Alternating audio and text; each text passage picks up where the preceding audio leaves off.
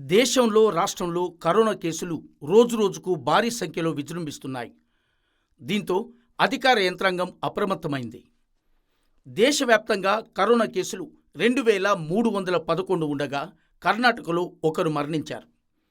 తెలంగాణ రాష్ట్రంలో 538 మందికి కోవిడ్ పరీక్షలు నిర్వహించగా 6 పాజిటివ్గా తేలినట్లు వైద్య ఆరోగ్య శాఖ వెల్లడించింది. 3 రోజుల్లో 14 కేసులు పెరిగాయి. కాగా ఖమ్మం జిల్లాలోనూ ఓ కోవిడ్ కేసు నమోదైనట్లు అధికారులు తెలిపారు. ఇక దేశవ్యాప్తంగా వందలాది కోవిడ్ కేసులు నమోదు కావడంతో ప్రభుత్వ యంత్రాంగం యుద్ధ ప్రాతిపదికన చర్యలు చేపడుతోంది. జిల్లా ఆసుపత్రులు, కమ్యూనిటీ హెల్త్ సెంటర్స్, బస్తీ దవాఖానాలు, ప్రాథమిక ఆరోగ్య కేంద్రాల్లో కోవిడ్ పరీక్షలు, చికిత్సకు అవసరమైన పరికరాలు, ఔషధాలను సిద్ధం చేసుకోవాలని ఆదేశించారు. ప్రజలు కోవిడ్ విషయంలో అప్రమత్తంగా ఉండాలని, 10 ఏళ్లలోపు పిల్లలు, 60 ఏళ్లు పైబడిన వారు మరింతగా జాగ్రత్తలు పాటించాలని అధికారులు సూచిస్తున్నారు.